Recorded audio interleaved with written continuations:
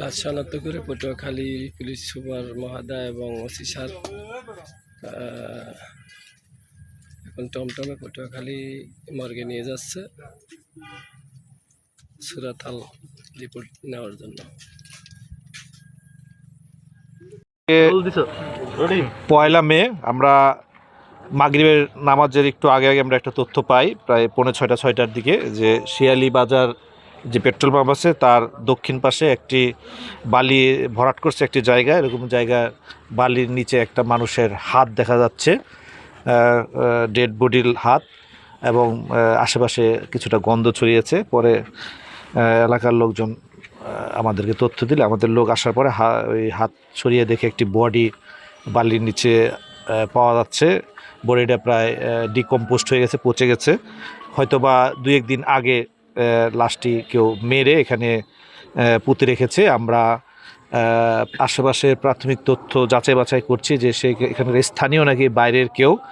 আমরা আশা করি খুব শীঘ্রই তথ্য পেয়ে যাব।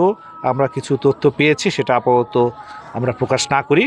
সম্পূর্ণ ইনভেস্টিগেশনের পরে যারা জড়িত তাদেরকে আমরা সবার আগে প্রয়োজন হলো ডেড বডিটা কার, ডেড বডিটা শনাক্তকরণের পরপরই এই ডেড বডির মৃত্যুর সাথে বা গুম করার চেষ্টার সাথে কারা জড়িত তাদেরকে আমরা আশা করি খুব শীঘ্রই এটা আমরা উদ্ঘাটন করতে পারবো, এবং যারা এই মৃত্যুর সাথে বা মার্ডারের সাথে জড়িত আমরা তাদেরকে শীঘ্রই গ্রেপ্তারের আইনের আওতায় আনতে পারবো।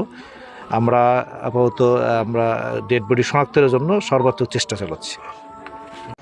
জানতে চাই আসলে এই যে লাশ উদ্ধারের বিষয়টা আপনারা কী করলেন এবং কী করবেন সামনে? আমরা শিয়ালি পেট্রোল পাম্পের পিছনে আপনারা দেখতেই পাচ্ছেন যে এই জায়গাটায় বালুর নিচে একটা লাশ পেয়েছি, পুরুষের লাশ, বয়স অনুমান 40+ হবে। তো লাশটা আমরা ওখান থেকে তুলেছি এবং তারপরে একটা লুঙ্গি ছিল, সেটা গোছানো অবস্থায়, এবং লাশ আপনার কিছুটা পচে গিয়েছে, পুরো শরীর দেখে চেনা যাচ্ছে না। তো আমরা লাশ উদ্ধার করে আমরা ময়নাতদন্তের জন্য প্রেরণ করতেছি, এবং এই লাশ শনাক্ত করে ঘটনার সাথে কে বা কারা জড়িত তাদেরকে গ্রেপ্তার করে প্রয়োজনীয় সকল আইনি ব্যবস্থা করব। Thank you. ধন্যবাদ ভাই, কষ্ট দিন। এই যে শিয়ালি তেলের পাম্পের পিছনে যে বালির ভিতরে একটা লাশ পাওয়া গেছে, আপনি কখন খবর পাইছেন?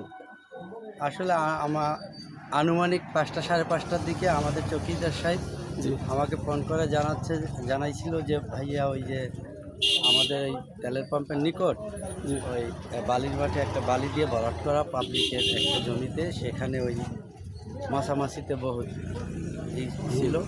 পরে দুর্গন্ধ ছড়াইছিল। পরে লোকজনে আইসা এবং ততক্ষণে থানায় ইনফর্ম করছিল। পরে আমরা আইসা দেখি যে থানার লোকজন, পুলিশেরাও আসছে। পরে প্রাথমিকভাবে ওইটারে এই বালিটা একটু সরাইয়া দেখা গেছে একটা মানুষের মতন আকৃতি।